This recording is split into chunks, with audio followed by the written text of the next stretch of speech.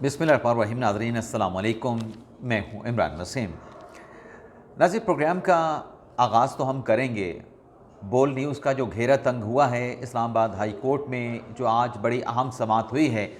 बोल न्यूज़ की तरफ से मुलाजमीन को तनख्वाहों की अदम अदायगी के मामले पर आज चीफ जस्टिस आमिर फ़ारूक ने क्या अहकामात जारी किए हैं, सबसे पहले तो इस बड़ी ख़बर की डिटेल आप नाज़रीन के साथ हम शेयर करेंगे और फिर आप देखने वालों को ये बताएंगे कि इमरान खान ने जो बिला वास्ता राब्ता करने की कोशिश की chief of army staff general Asim Munir के साथ, ये राब्तों की कोशिशें कैसे नाकाम हुई। इसके अलावा आईनी बेंच के सरबराह जस्टिस अमीनुद्दीन खान ने वार्निंग दी है। ये वार्निंग किसको दी गई है, क्यों दी गई है, मामला क्या है, इसकी डिटेल भी आपके साथ हम शेयर करेंगे। फार्म 45 और 47 के हवाले से आज सुप्रीम कोर्ट के रेगुलर बेंच में एक केस की समाअत हुई है, उसकी डिटेल भी आप नाज़रीन की खिदमत में पेश करेंगे। फवाद चौधरी साहब की दाल नहीं गल सकी, ये मामला क्या है, इसकी तफसीलात भी व्लॉग में आपकी खिदमत में पेश करेंगे। लेकिन प्रोग्राम का आगाज़ करने से पहले आप खैर खाहों से चैनल सब्सक्रिप्शन की दरख्वास्त करेंगे कि जिन दोस्तों की तरफ से अभी तक हमारे चैनल को सब्सक्राइब नहीं किया गया, उनसे दरख्वास्त होगी कि चैनल को सब्सक्राइब कर लें, बेल आइकॉन का बटन प्रेस करें, वीडियो अगर पसंद आए तो इसे लाइक भी करें और शेयर भी करें।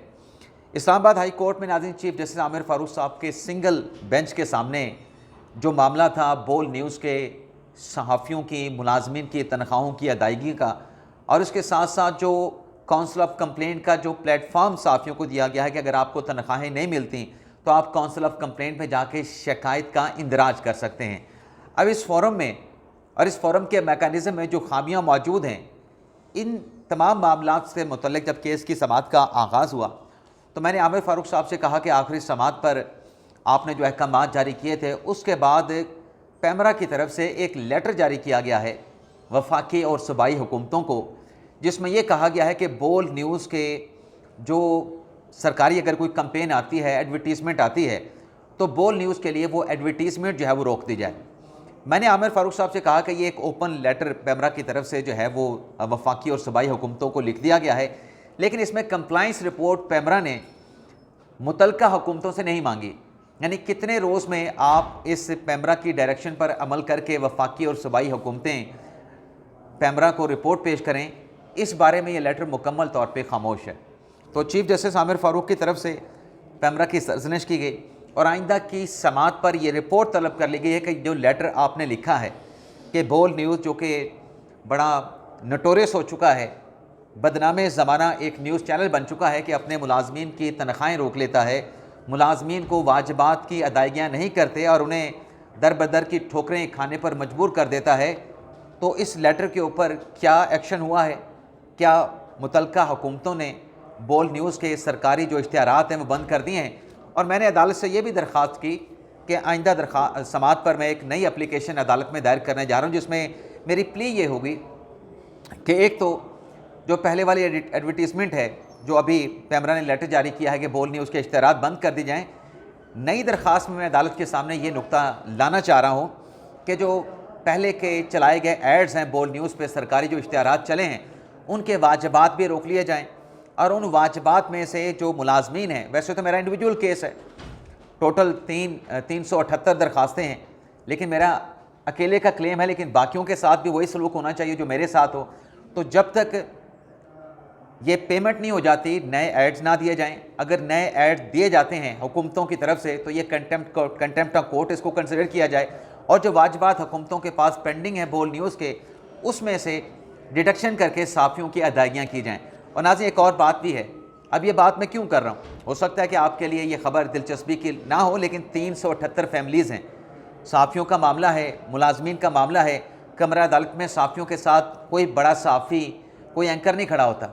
एंकर का इशू हो तो तमाम मीडिया तंजीमें, सहाफ़ती तंजीमें उनके साथ खड़ी हो जाती हैं, लेकिन इस इशू पे एंकर हजरात भी पीछे हट जाते हैं कि कल को वहाँ पे जाना पड़ सकता है तो हम ब्लैक लिस्ट ना हो जाएं किसी एहतजाज में आके, लेकिन साफ़ी भी तो उनके साथ जाते हैं। तो उसमें मेरा एक नुक्ता जो और हो सकता है अभी मेरे जहन में आया था, मैं भूल गया, चले मैं आगे चल के वो भी आपके साथ शेयर, हाँ याद आ गया कि 50 करोड़ जब बोल न्यूज़ के मालिक चेंज हुए, शोएब शेख से चैनल ख़रीदा, समीर चिश्ती साहब ने 50 करोड़ अमाउंट शुएब शेख ने समीर चिश्ती साहब को दे दी थी। जो टोटल एग्रीड अमाउंट थी उसमें से 50 करोड़ की रकम दे गए थे वो, कि ये मेरे मुलाजमीन के जो वाजबात हैं ये आपने इस 50 करोड़ में से अदा कर देने हैं। वो 50 करोड़ नई बोल न्यूज़ की इंतज़ामिया समीर चिश्ती साहब अपनी पॉकेट में रख के बैठे हैं, उसमें से वाजबात अदा करने के लिए तैयार नहीं है। ये बात भी मैं आइंदा समात पे अदालत के नोटिस में लेके आऊँगा। लेकिन बर अदालत ने आइंदा समात पर बोल से जो है इस मामले पर जो है पेशरफ रिपोर्ट तलब कर ली है।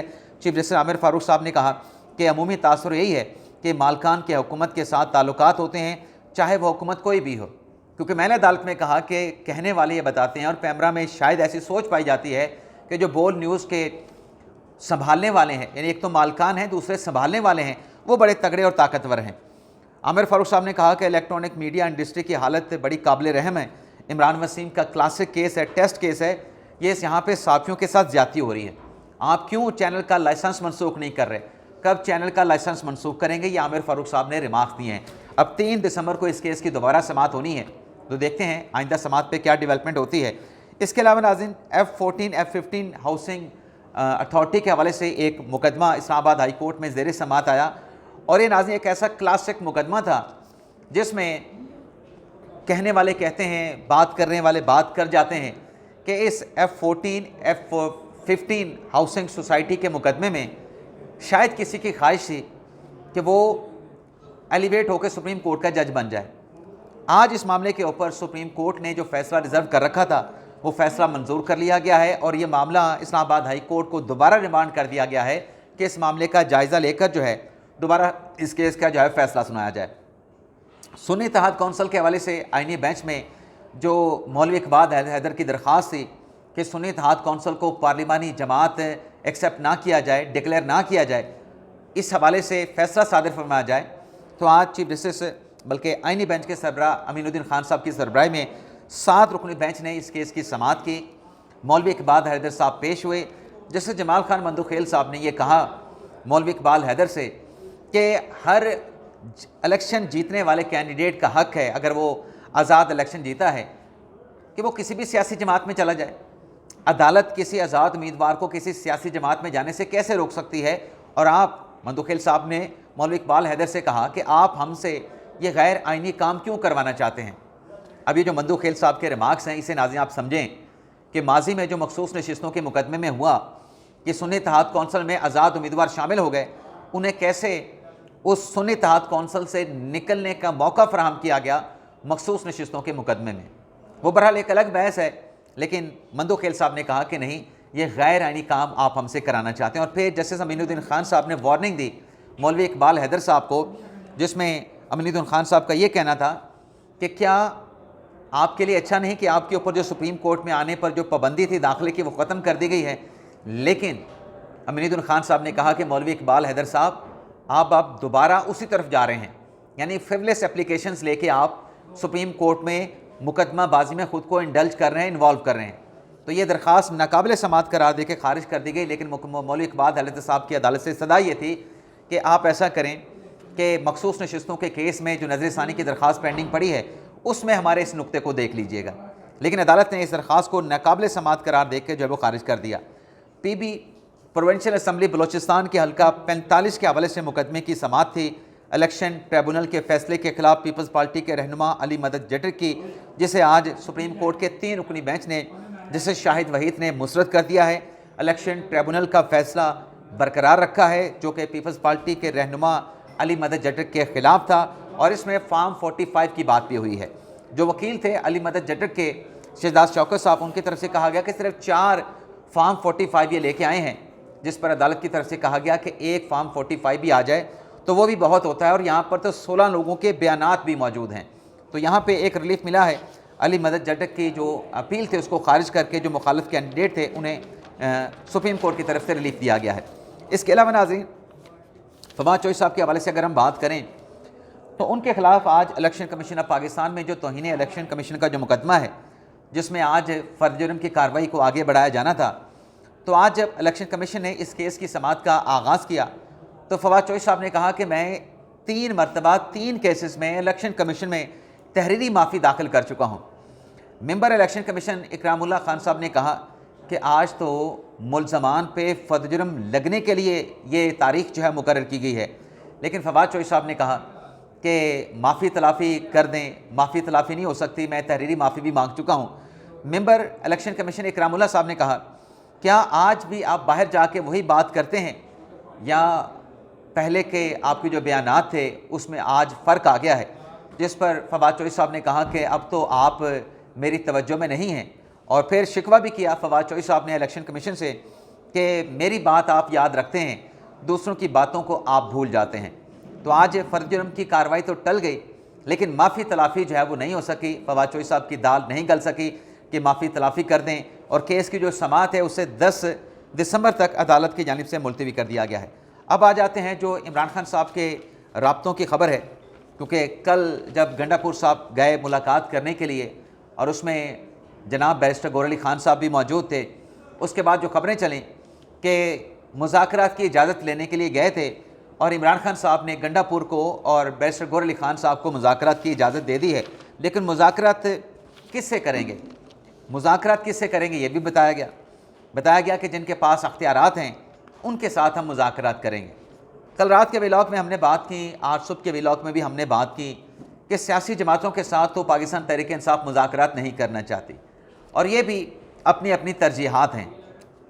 अगर हम 26वीं तरमीम के मामले को देखें तो आपके सामने है, इसी पाकिस्तान तहरीक इंसाफ ने मौलाना फजल रहमान के थ्रू इनडायरेक्टली हुकूमत के साथ मुज़ाकरात किए 26वीं आईनी तरमीम के मामले पे, और वो शिकें, वो नुकात जो पाकिस्तान तहरीक इंसाफ समझती थी कि उनके ख़िलाफ़ हैं या इमरान खान को उन नुकात की वजह से मुश्किलात का सामना करना पड़ सकता है, वो तमाम चीज़ें मौलाना फजल रहमान साहब ने पाकिस्तान तहरीक इंसाफ के लोगों के साथ नशिस्तें करके, मुलाकातें करके वो 26वीं आईनी तरमीम से वो तमाम चीज़ें निकलवा दी। लेकिन 26वीं आईनी तरमीम में फिर वोट नहीं किया पाकिस्तान तहरीक इंसाफ ने, यानी कि उनकी मंशा भी मानी गई, उनके तहफ़्फ़ुज़ात जो तशवीश तहरीक इंसाफ की थी उनको दूर किया गया, लेकिन 26वीं आईनी तरमीम में वोट नहीं किया। यहाँ पर भी यही सूरत हाल है। यहाँ पर भी तहरीक इंसाफ ये कह रही है कि हमने हुकूमत के साथ मुज़ाकरात नहीं करने। भाई हुकूमत के साथ मुज़ाकरात नहीं करने तो इनडायरेक्टली तो आप हुकूमत के साथ मुज़ाकरात में इन्वॉल्व रहे हैं 26वीं आईनी तरमीम के मामले पर, तो यहाँ पे आप मुज़ाकरात क्यों नहीं कर सकते? यहाँ पे आप कहते हैं कि हमने एस्टेब्लिशमेंट के साथ मुज़ाकरात करने हैं, आर्मी चीफ़ के साथ करने हैं, आसिम मुनीर शाह साहब के साथ करने हैं, तो चलें। तो फिर उसका क्या नतीजा निकला?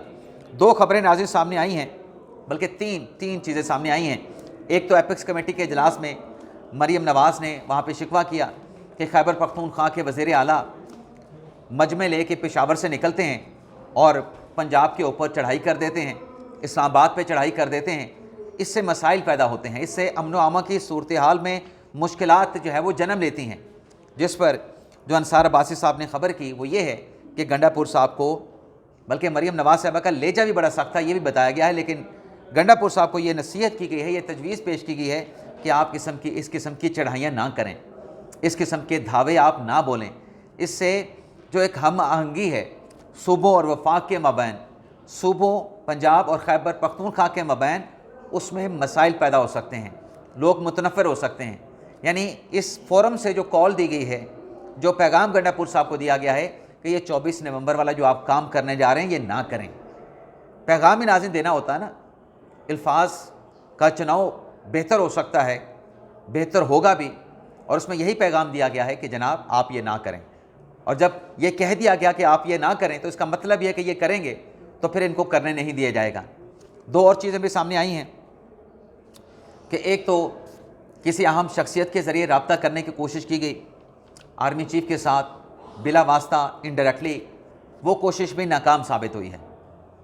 और ये ख़बर आर शहजाद ने अपने ट्विटर अकाउंट से पोस्ट की है कि एब्सोल्युटली नॉट कह दिया गया है army chief general Asim Munir की तरफ से कि हमारे साथ रब्ता करने के बजाय सियासी कुव्वतों के साथ, सियासी जमातों के साथ रब्ता करके उनके साथ मुज़ाकरात करें, हमारे से आप रब्ता ना करें, हमारी तरफ से चिट्टा इनकार है, चिट्ठी ना है आपके लिए। और फिर एपेक्स कमेटी के हवाले से गुल बुखारी साहब ने ट्वीट की है कि कमेटी के इजलास के बाद गंडापुर साहब ने कोई कान में या कोई साइड पे ले जाके बात करने की कोशिश, कोई रिक्वेस्ट की आर्मी चीफ से, तो वहाँ पर भी उनको इनकार कर दिया गया। तो दाल इनकी गल नहीं रही, बात इनकी बन नहीं रही। और आज बुध में बुध का दिन है, 20 नवंबर है, और पीछे कितने दिन रह गए हैं? जुमेरात का दिन रह गया है, जुमे का दिन रह गया है और हफ्ते का दिन रह गया है। यानी 3 दिन हैं इनके पास 24 नवंबर की हतमी कॉल के हवाले से। और इंतज़ामात क्या हैं, लोग इस एहतजाज में शामिल होना चाहते हैं, ऐसी नाज़िन चीज़ें नज़र नहीं आ रही हैं। ऐसी वाइब्स जो है वो हमें उसकी एक जो रिफ्लेक्शन होती है वो नज़र नहीं आ रही। इसके अलावा नाज़रीन, इस्लामाबाद हाई कोर्ट में इमरान खान साहब के तोशाखाना 2 केस में ज़मानत का मुकदमा ज़ेर समात है। जो भी खबर आएगी नेक्स्ट व्लॉग में आपके साथ हम शेयर करेंगे। और अडयाला जेल में जो 190 मिलियन पाउंड केस की समात होनी है, उस प्रोसीडिंग के हवाले से भी नेक्स्ट व्लॉग में आप देखने वालों के साथ बात करेंगे। अब तक ले इतना ही। इजाज़त चाहते हैं। अल्लाह।